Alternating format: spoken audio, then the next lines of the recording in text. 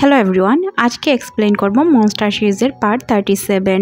আগের পার্টগুলো আমার চ্যানেলে আপলোড করা আছে, ওইগুলো আগে দেখে আসুন, তাহলে এই পার্টটি দেখতে মজা পাবেন। গত পর্বের শেষের দিকে আমরা দেখেছিলাম লি পিৎজা নিয়ে জেজের সাথে দেখা করতে আসে। লি এখানে জেজেকে বলে, আমার আঙ্কেলের মাথায় ব্যান্ডেড কেন, আপনার কি হয়েছে, আপনাকে কে মেরেছে? জেজে এখানে উত্তর দেয়, আমাকে কেউ মারে নাই। তখন লি বলে, আঙ্কেল চিন্তা করেন না, কিছুদিনের ভিতরে আপনার কোম্পানিকে ডুবাতে চলেছি আমি। যে এখানে পিৎজা খেতে খেতে বলে, তুমি আমার কোম্পানিকে কি ডুবাবে? কিছুদিন পর আমি জেল থেকে বেরিয়ে তোমাকে ডুবাবো।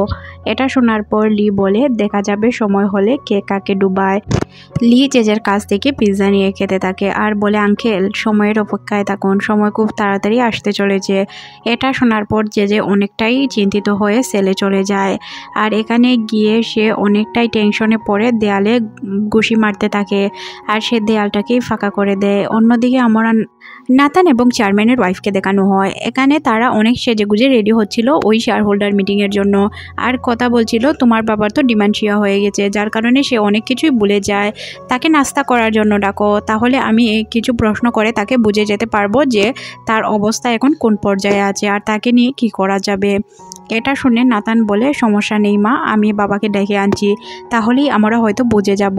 এখানে আমরা দেখতে পাই যে চলে এসেছিল চেয়ারম্যান, সে খাবার খাচ্ছিল। তখন তাকে শেয়ার হোল্ডার মিটিংয়ের কথা বলা হয়। চেয়ারম্যান বলে, আজ শেয়ার হোল্ডার মিটিংয়ে আমি তোমাকে ডেকে নিব। তারপর সে বলে, আমার মাকে কি খাবার দেওয়া হয়েছে? এটা শুনে চেয়ারম্যানের ওয়াইফ বলে, না আপনার মাকে খাবার দেওয়া হয়নি। তখন সে বলে, আমার মাকে কেন এখনও খাবার দেওয়া হলো না, আমার মাকে তাড়াতাড়ি খাবার দেও। তখন চেয়ারম্যানের ওয়াইফ বলে যে আজকে মাটন রান্না হয়নি, যার কারণে মাকে খাবার দেওয়া হয়নি। চেয়ারম্যান তো অনেকটাই রেগে যায়, বলে কি মাটন রান্না হয়নি, এখন যাও গিয়ে মাটন রান্না করো আর আমার মাকে খাবার খেতে দাও। এটা শোনার পর চেয়ারম্যানের ওয়াইফ তো মনে মনে মুচকি হাসতে থাকে, সে ভাবে আমার কাজ হয়ে গিয়েছে এবং বাইরে গিয়ে নাতানকে বলে, দেখেছো তোমার বাবা মাকে কীভাবে টর্চার করতো। এখানে আমরা চেয়ারম্যানকে দেখতে পাই যে কিনা তার পিএকে বলছিল যে আমি আমার মার সাথে দেখা করব। পিএ বলে, আপনার মা তো আজ থেকে 20 বছর আগে মারা গিয়েছে। এটা শোনার পর চেয়ারম্যান বলে, আমি কাল রাতে আমার মার সাথে দেখা করেছি, তুমি উল্টাপাল্টা কথা বলছো কেন? এটা বলে সে তার পিএকে মারতে শুরু করে এবং বলে যে তুমি উল্টাপাল্টা কোনো কিছু বলবে না আমার মায়ের সম্পর্কে। আমার মাকে কাল আমি গুড নাইট বলে শুয়েছি, আর এখনই তুমি আমাকে বলছো যে আমার মা আর বেঁচে নেই, আমার মা মারা গিয়েছে। পিএ ডক্টরকে কল করে বাসায় ডাকে। ডক্টর এসে বলে ওনার ডিমেনশিয়া হয়নি, আসলে উনি উল্টাপাল্টা মেডিসিন নেওয়ার কারণে এখন মোটামুটি অসুস্থ আছেন, বা হয়তো উনি রিসেন্টলি ঘটনাগুলোকে ভুলে যাচ্ছেন। চেয়ারম্যান হয়তো কোন মানসিক চাপে আছে, যার কারণে ওনার অবস্থা এমন হয়েছে। চেয়ারম্যান তখন অ্যান্ড্রিওকে বলে যে বাবা তুমি সব কাগজপত্র রেডি করো, তুমি কি আমার ওয়াইফের ভিডিওটা সবাইকে দেখিয়ে দিয়েছো? তখন অ্যান্ড্রিও বলে, না বাবা সবাইকে দেখাইনি, কিছু শেয়ার হোল্ডারকে দেখিয়েছি, না হয় তারা আমার পক্ষে কথা বলবে না এবং আমরা শেয়ার হোল্ডার মিটিংয়ের সাপোর্ট পাবো না। তখন চেয়ারম্যান বলে, সমস্যা নেই, আর কাউকে দেখিও না। তখন সে চেয়ারম্যানকে বলে যে তুমি সব মিটিংয়ের আয়োজন করো। প্রতিদিনের মতো নাতান এবং তার মা এন্ড্রিকে কথা শুনিয়ে চলে যায় এবং এখানে আমরা দেখতে পাই এন্ড্রি রাগের মাথায় নাতানের ফোনে ওই ভিডিওটি পাঠিয়ে দেয় যেখানে তার মা ওষুধ চেঞ্জ করছিল। তখন এন্ড্রি নাতানকে কল করে বলে, এই ভিডিওটি যদি কারো হাতে পড়ে তাহলে তোমার মায়ের অবস্থা কি হবে তুমি চিন্তা করো। এখানে নাতান রাগান্বিত হয়ে বলে, আমার মায়ের বিষয়ে উল্টাপাল্টা কথা বললে তোমার খবর আছে। তখন এন্ড্রিও বলে, সমস্যা নেই, আজকে শেয়ার হোল্ডার মিটিংয়ে দেখা যাবে কি হয়, আর তোমার পিএকে জিজ্ঞেস করো তোমার মা এসব করেছে কিনা। তখন সে তার পিএকে জিজ্ঞেস করলে পিএ স্বীকার করে যে হ্যাঁ আপনার মা এইসব করেছে। এন্ড্রি নাতানকে বলে, এখন তো বিশ্বাস হয়েছে, তাহলে চলে আসো আমার কেবিনে। তখন নাতান মনে করে এখন যদি এইটা বাস্ট হয় তাহলে অনেক বেশি সমস্যা হয়ে যাবে, যার কারণে সে চলে যায় এন্ড্রির সাথে দেখা করতে। নাতান এন্ড্রিকে বলে যে কি চাও তুমি আমার থেকে? এন্ড্রি বলে, তুমি আমাকে বিওয়ার্ল্ড গ্রুপটি রেখে দাও, তাহলেই আমার কাজ হয়ে যাবে, আর আমি তোমার মায়ের ভিডিও কাউকে দেখাবো না। তখন নাতান বলে, আমি কখনোই তোকে এটা লিখে দিব না, তোর যা করার ইচ্ছা তুই কর, আমি এটা কিনে নিব। তখন এন্ড্রি বলে যে সমস্যা নেই, আমিও এটা কিনতে পারবো। তখন সে তার বাবাকে কল করে বলে যে ওই ভিডিওটা কি আমি লিক করে দিব? তখন সে বলে, বাবা এটা আমার পার্সোনাল বিষয়, এটা তুমি মানুষের সামনে এনো না, তাহলে অনেক বেশি প্রবলেম হয়ে যাবে।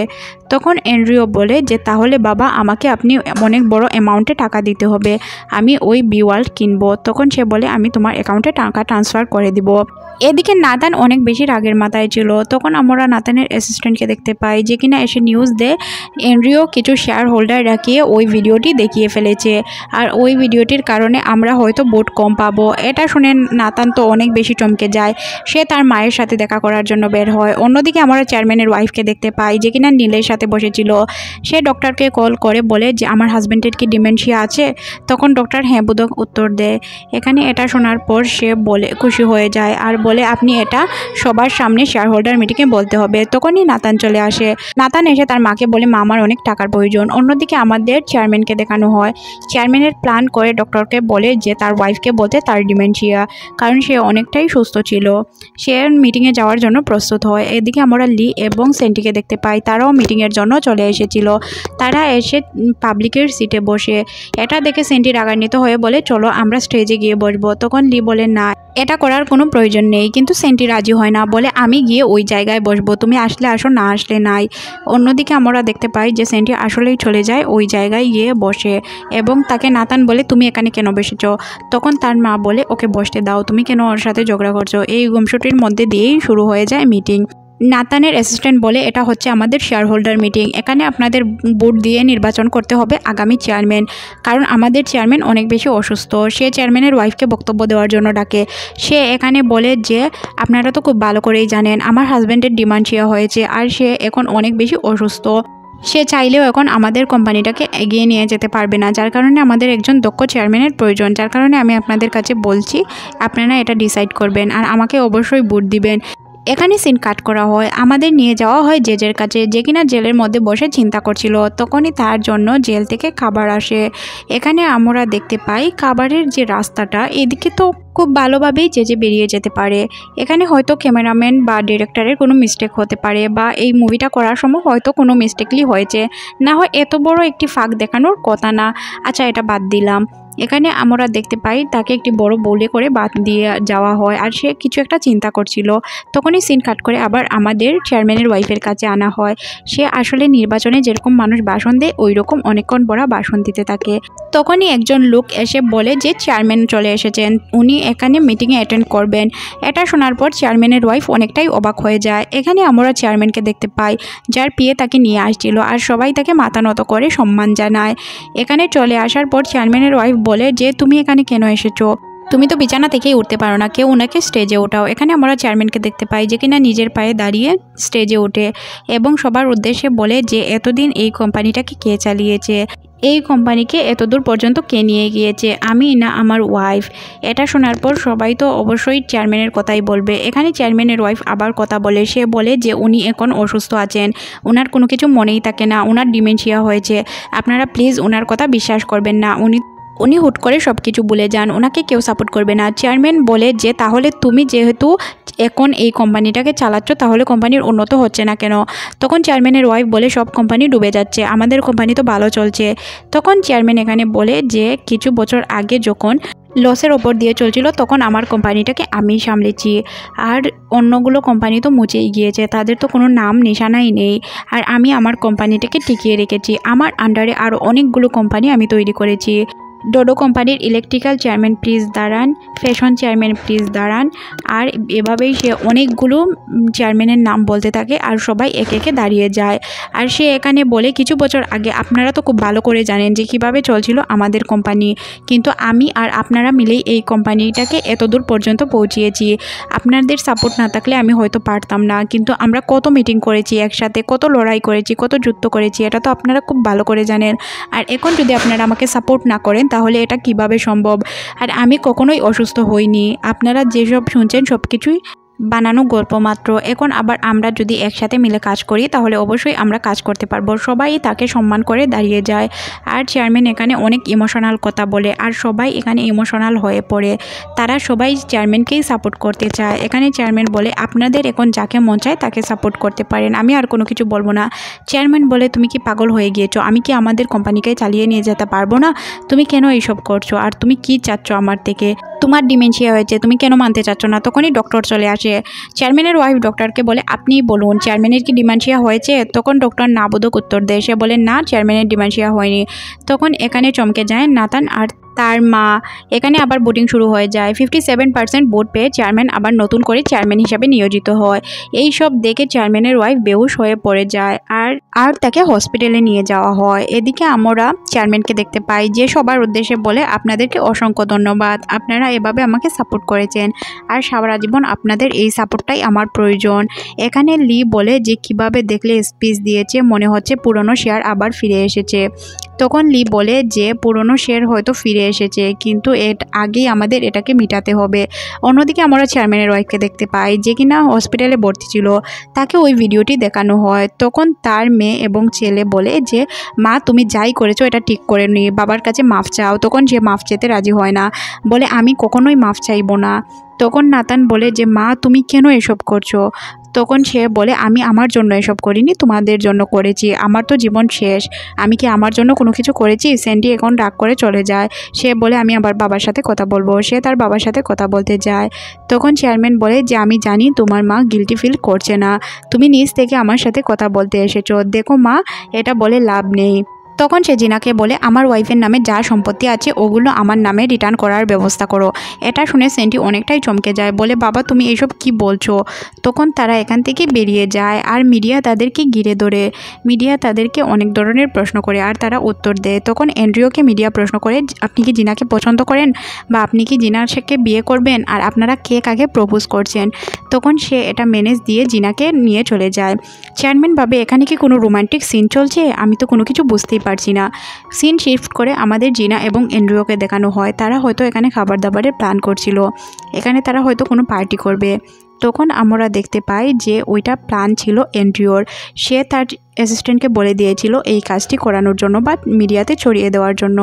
তখন আমরা দেখতে পাই যে অ্যান্ড্রিও জিনাকে বলে যে জিনা, আমি তোমাকে কিছু প্রশ্ন করতে চাই বা তোমাকে কিছু বলতে চাই, যেটা আমি হয়তো কখনোই তোমাকে বলতে পারিনি। জিনা, তুমি কি আমাকে বিয়ে করবে? আমি তোমাকে আসলে অনেক বেশি পছন্দ করি আর তোমাকে অনেক বেশি ভালোবাসি, যেটা আমি কখনো বলতে পারিনি, আর আজকে না বললে হয়তো কখনো বলতেও পারতাম না।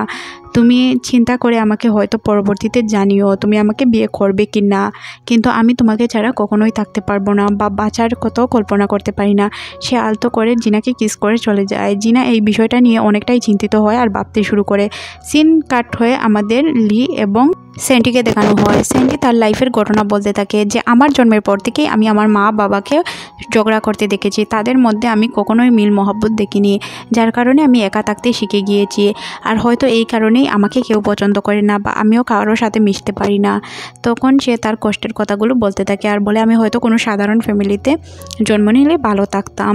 তখন লি বলে যে তোমার কষ্টটা আমি ভালো করেই বুঝতে পারছি, কিন্তু তোমার ড্রিঙ্ক করা যাবে না, তুমি ড্রিঙ্ক করলে উল্টাপাল্টা করে ফেলো। তখন সে তাকে বলে যে তুমি যখন খেতেই চাচ্ছ তাহলে একটু খেয়ে নাও। তখন আমরা দেখতে পাই যে সে বলে যে চলো আমরা বিয়ে করে নেই। এটা শোনার পর লি বলে আমি তো চাই তুমি বিয়ে করে নাও। তখন সেন্টি বলে যে আমি তোমাকেই বিয়ে করতে চাই। লি বলে যে তুমি আমাকে বিয়ে করলে কখনোই হ্যাপি থাকবে না। সেন্টি বলে সমস্যা নেই, আমি হ্যাপি থাকবো বা আমি একা একাই হ্যাপি থাকতে শিখে যাব। তখন লি বলে তুমি এইসব না বলে নেও, এক প্যাক খেয়ে নাও, তাহলে তুমি একটু রিল্যাক্স ফিল করবে, আবার বেশি খেতে যেও না। কিন্তু আমরা দেখতে পাই যে এই এক ডুব খাওয়ার পরই তার নেশা চড়ে যায় এবং সে রাস্তার মধ্যে জুড়ে জুড়ে চিল্লাতে শুরু করে, আর লিয়ের তো মাথার উপর দিয়ে সব কিছু যায়। এদিকে আমরা জেজেকে দেখতে পাই, যে কিনা পেপারে দেখতে পায় ডোডো কোম্পানির চেয়ারম্যান আবার ব্যাক করেছে। এটা দেখে সে অনেকটাই রাগান্বিত হয়ে যায়। সে ভাবে এরপর তো অ্যান্ড্রিও চেয়ারম্যানের পদ পেয়ে যাবে। সে পেপারটি চিড়ে ফেলে। তখন সে আবার মনে করে যে কিছুদিন পর তো বি ওয়ার্ল্ড গ্রুপ না অ্যান্ড্রিওর হয়ে যাবে। তখন অ্যান্ড্রিও আর লিয়ের মধ্যে একটি মারামারি বা ব্যঙ্গা সৃষ্টি হবে, যার কারণে এতে সে একটি প্ল্যান তৈরি করে কিভাবে সে এদের মধ্যে ব্যঙ্গা তৈরি করবে বা তাদের মধ্যে ঝামেলা তৈরি করবে। সে নীলের সাথে দেখা করে এবং নীলকে তার প্ল্যান বলে যে আপনি এই অনুযায়ী আমার কাজ করতে হবে, বি ওয়ার্ল্ড গ্রুপ অ্যান্ড্রিওর নামে হয়ে যাবে আর এটা আপনাকে করে দিতে হবে, তাহলে লি এবং অ্যান্ড্রিওর মধ্যে একটি ঝামেলা তৈরি হবে আর এই ঝামেলার মধ্যে দিয়ে আমরা ডোডো গ্রুপকে আবার আমাদের হাতের মুঠোয় পাবো। তখন নীল বলে আমি তোমার কাজটি করে দেব, কিন্তু তার পরিবর্তে আমার একটি কাজ তোমাকে করে দিতে হবে। যে বলে সমস্যা নেই, আমি করে দিব। তখন সে বলে তুমি জেল থেকে বের হলে জানতে পারবে আমি কি করাবো। এখানে আমরা চিরাগ এবং নীলকে কথা বলতে দেখি। চিরাগ বলে আপনি কি করাবেন? তখন সে বলে যে তার নিজের স্বার্থ বুঝে এটা খুব ভালো করেই জানি, আর তাকে আমার মেয়ের থেকে দূরে রাখতে হবে। আমার মেয়েকেই বাঁচানো হচ্ছে আমার লক্ষ্য, এছাড়া আমার কোনো আর লক্ষ্য নেই। এখানে আমরা লি এবং এন্ড্রিওর একটি মিটিং দেখতে পাই। এন্ড্রিও বলে যে আমাদের তো শিপিং কন্ট্রাক্টে অর্ধেক টাকা আগে দেওয়ার কথা ছিল। লি এখানে বলে অর্ধেক টাকা আগে দেওয়া হবে না, আমাদের চায়না কোম্পানি চিন্তা করেছে যে পুরো টাকা একসাথে দিবে। তখন এন্ড্রিও বলে যে এটা কিভাবে সম্ভব, এভাবে করলে তো আমাদের লস হতে পারে। তখন এখানে লি বলে যে লস হোক বা লাভ হোক এটা তো আমি জানি না, তুমি যদি কাজটি না করতে চাও সমস্যা নেই, আমরা অন্য কাউকে দিয়ে কাজটি করিয়ে নেব। তখন এন্ড্রিও বলে সমস্যা নেই, আমি লোন নিয়ে কাজটি করাবো। এতে লি বলে সমস্যা নেই, তাহলে তুমি কাজ করাও, এটা তো হচ্ছে বুদ্ধিমান একজন ব্যবসায়ীর কাজ, যে সে তার কাজ কিভাবে করাবে এটা সে নিজে বুঝবে, অন্যকে কেন বুঝতে হবে। লি মোজোকে বলে তুমি খেয়াল রাখবে এন্ড্রিওকে যাতে কেউ লোন না দেয়, আর এটা তোমাকে খুব ভালোভাবে খেয়াল রাখতে হবে। অন্যদিকে আমাদের চেয়ারম্যানের ওয়াইফ এবং নাতানকে দেখানো হয়, তারা একটি জায়গায় বসে খাবার খাচ্ছিল। যখনই তারা বিল পেড করতে যাবে তারা দেখতে পায় তাদের ব্যাংক অ্যাকাউন্টগুলো ব্লক করে দেওয়া হয়েছে। একটার পর একটা কার্ড তারা দিতেই থাকে, কিন্তু কোনো কার্ডেই কাজ হচ্ছিল না। এখানে চেয়ারম্যানের ওয়াইফ তার নিজের কার্ডটিও দেয়, কিন্তু এই কার্ডটিতেও কোনো কাজ হচ্ছিল না। তারা বুঝে যায় যে তাদের সবগুলো কার্ড অফ করে দেওয়া হয়েছে। তখন চেয়ারম্যানের ওয়াইফ অনেকটাই রাগান্বিত হয়ে যায়, বলে যে আমাদের বাসায়ও যেতে দিবে না, আমাদের সব কার্ডগুলো ব্লক করে রেখেছে, তারা চাচ্ছেটা কি। এদিকে আমরা চেয়ারম্যানকে দেখতে পাই। নীল চেয়ারম্যানের সাথে দেখা করার জন্য চেয়ারম্যানের বাসায় চলে আসে, আর সে তার সাথে বি ওয়ার্ল্ড গ্রুপের কিছু ডকুমেন্ট নিয়ে আসে, যে ডকুমেন্টে অনেক কিছুই ছিল, যেখানে তারা কিভাবে চিটিং করে এই বি ওয়ার্ল্ড গ্রুপটাকে পেয়েছে ওই বিষয়েও তথ্য ছিল। এই তথ্য যদি মিডিয়ার কাছে চলে যায় তাহলে বি ওয়ার্ল্ড গ্রুপের নাম খারাপ হবে, সাথে এন্ড্রিওর সামনে প্রেসিডেন্ট হতে পারবে না বা চেয়ারম্যান হতে পারবে না। তো এই বিষয়ে নীল তাদেরকে বলছিল। তখন চেয়ারম্যান বলে তার পরিবর্তে তুমি কী চাও এটা আগে বলো। নীল এখানে বলে তোমার দুটি কোম্পানি চাই, এই দুটি কোম্পানি দিয়ে দিলেই হবে। এন্ড্রিও এখানে রাজি হয় না, কিন্তু তার বাবা রাজি হয়ে যায়। সে মনে মনে ভাবে হয়তো কিছুদিন পর আমি আর চেয়ারম্যান হিসেবে থাকতে পারবো না, তখন তো এন্ড্রিওকে থাকতে হবে, যার কারণে তার নাম খারাপ হওয়া যাবে না। এর কারণেই সে রাজি হয়ে যায় তাকে দুটো কোম্পানি দেওয়ার জন্য। এখানেই সিন কাট করে দেওয়া হয়, আর আমাদের নিয়ে যাওয়া হয় লিয়ের কাছে। লি আর মোজো বসে কে যেন কাজ করছিল, তখনই তাদের কাছে একটি অডিও রেকর্ডার যায়, আর এই রেকর্ডটি ছিল ওই সময়ের যখন তারা ওই ভ্যাকসিন ডিকোড করছিল, আর তখন তারা ডক্টর ফ্রেডরিক্সকে মারানোর কথা বলছিল। এখানে এন্ড্রিও বলে যে ডক্টর ফ্রেডরিক্স মেরে দিয়ে তারা লিয়ের উপর দোষ দিয়ে দিবে। এখানে আমরা দেখতে পাই যে এই সব কিছু নীল পাঠিয়েছিল লিয়ের কাছে, এবং লি এটা শোনার পর বুঝে যায় যে এন্ড্রিও সব কিছু করিয়েছে আর এন্ড্রিও তাকে ফাঁসিয়েছে।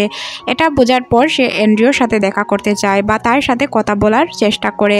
এদিকে সিন শিফট করে আমাদের জেজের কাছে নিয়ে আসা হয়।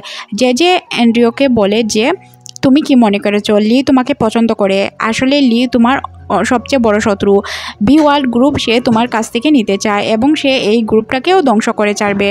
তখন সে আর তার অ্যাসিস্ট্যান্ট কথা বলে, তারা প্ল্যান করে যে কোনো রকমেই লিকে ছাড় দেওয়া যাবে না। তারা লির সাথে মিটিং করবে, আর লির সাথে সে সরাসরি কথা বলার জন্য লিকে ফোন করে।